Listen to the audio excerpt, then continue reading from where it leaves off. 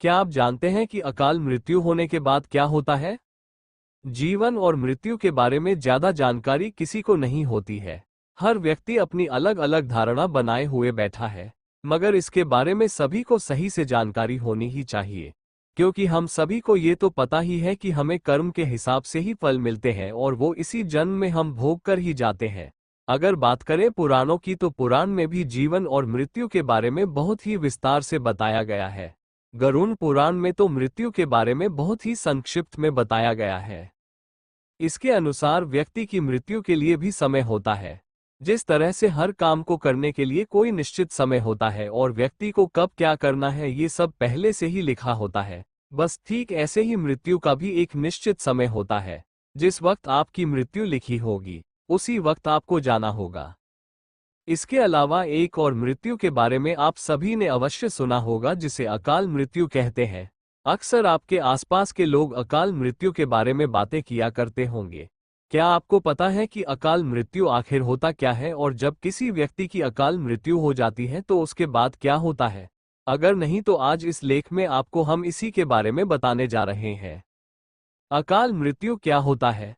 अगर हमें ये जानना है कि अकाल मृत्यु होने के बाद क्या होता है, तो उससे पहले हम सभी के लिए ये जानना बेहद जरूरी है कि आखिर ये अकाल मृत्यु होता क्या है। गरुड़ पुराण के अनुसार हर व्यक्ति के जीवन के 7 चक्र होते हैं। हर मनुष्य को जीवन में इन 7 चक्रों को पूरा करना रहता है। अगर कभी कोई मनुष्य इन 7 चक्रों को पूरा नहीं कर पाता है, या फिर कह लीजिए कि वो अकाल मृत्यु को प्राप्त हो जाता है, तो मरने के बाद भी उसे कष्टों से छुटकारा नहीं मिलता है। मनुष्य को मरने के बाद भी ढेर सारे कष्टों को झेलना पड़ता है। गरुड़ पुराण में अकाल मृत्यु के बारे में भी बताया गया है। इस पुराण के अनुसार अगर कोई व्यक्ति किसी दुर्घटना में, जल में डूबने से, या सांप के काटने से, या फिर किसी रोग के कारण, या फिर गले में फांसी का फंदा लगने से, या फिर भूख से पीड़ित होकर, या फिर किसी हिंसक प्राणी के द्वारा मारा जाता है, तो ऐसा ही व्यक्ति अकाल मृत्यु को प्राप्त हो जाता है। ऐसा गरुड़ पुराण के सिंहावलोकन अध्याय में बताया गया है।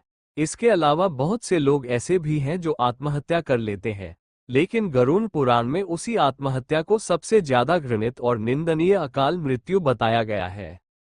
अकाल मृत्यु हो जाने के बाद क्या होता है? ऐसा माना जाता है कि अगर कोई आत्महत्या करता है तो इसका मतलब ये होता है कि वह ईश्वर का अपमान करता है। वहीं जिन लोगों की मृत्यु प्राकृतिक रूप से होती है, उन लोगों को 3 या फिर 10 या फिर 13 या फिर 40 दिनों के भीतर ही दूसरा शरीर प्राप्त हो जाता है। लेकिन जो लोग आत्महत्या करते हैं उन लोगों की जीवात्मा पृथ्वी लोक पर ही भटकती रहती है।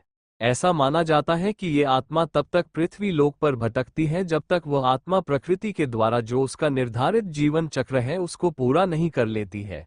इस अवस्था में जो जीवात्मा होती है उसे अगति कहा जाता है।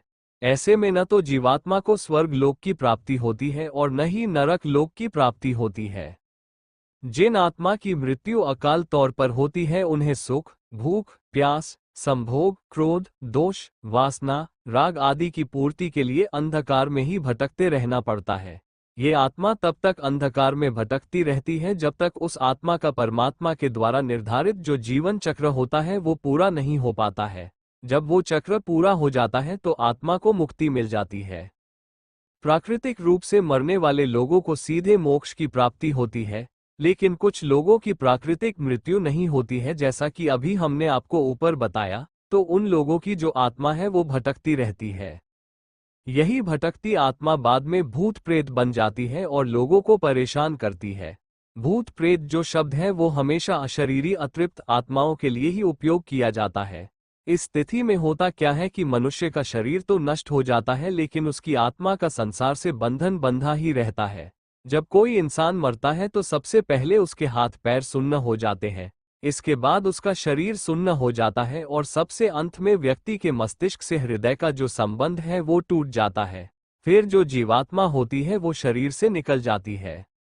जब कोई व्यक्ति जहर खाने से, अचानक चोट लगने से, शरीर के जल जाने से या फिर किसी अन्य दुर्घटना की वजह से मृत्यु को प्राप्त हो जाता है तो उन्हीं की आत्माएं जो होती हैं वो भूत प्रेत बन जाती है। यही वो स्थिति होती है जिसमें व्यक्ति का शरीर तो नष्ट हो जाता है, परंतु जो आत्मा होती है वो वहीं आसपास भटकती रहती है या फिर शरीर के किसी हिस्से के पास में ही रहती है। इसके साथ ही आत्मा की जो भी इच्छाएं होती हैं वो भी बनी रहती हैं, लेकिन जैसा कि हम जान ही चुके हैं कि आत्मा के पास शरीर तो होता नहीं है, तो वो उन इच्छाओं को पूरा नहीं कर पाती है। ऐसे में ये आत्माएं अपनी इच्छाओं को पूरा करने के लिए अपने आसपास के व्यक्तियों को कष्ट देना शुरू कर देती हैं।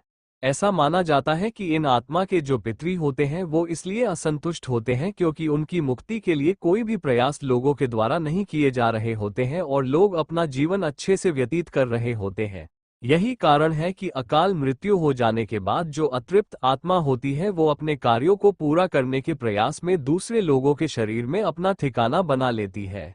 अकाल मौत कोई नहीं मरता, जान लेने से 24 घंटे पहले हर इंसान को ये 4 संकेत देते हैं यमराज। जीवन का सबसे बड़ा सत्य मृत्यु है। जिसने इस मृत्यु लोक में जन्म लिया है उसे एक ना एक दिन तो मरना ही होगा। दुनिया के हर इंसान के मन में कभी न कभी यह प्रश्न अवश्य उठता है कि आखिर जीवन और मृत्यु का रहस्य क्या है। जब भी मन में मृत्यु का ख्याल आता है या किसी शवयात्रा को गुजरते हुए देखते हैं तो रोमांचित हो जाते हैं।